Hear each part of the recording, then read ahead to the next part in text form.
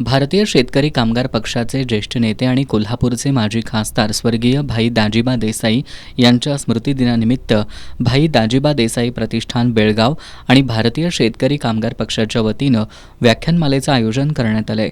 येत्या 17, 18 आणि 19 मार्च रोजी शेतकरी कामगार पक्षाच्या कार्यालयात ही व्याख्यानमाला होणार आहे, अशी माहिती पक्षाच्या शहर कार्यालयाचे चिटणीस भाई बाबूराव कदम यांनी दिली।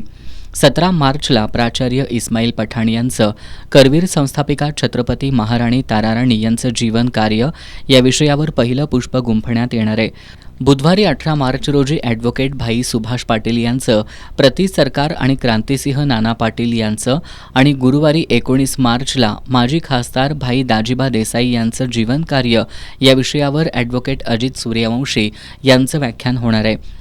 पत्रकार बैठकीला डॉक्टर जी.पी. माळी, प्राचार्य टी.एस. पाटील, संभाजी जगदाळे, संग्राम माने, प्रकाश शिंदे, वैशाली सूर्यवंशी, प्रिया जाधव, शीतल पोवाळकर, इक्बाल शेख, मधुकर हरेल, मोहन पाटील, बाबूराव पाटील, राजाराम धनवडे आदी उपस्थित होते।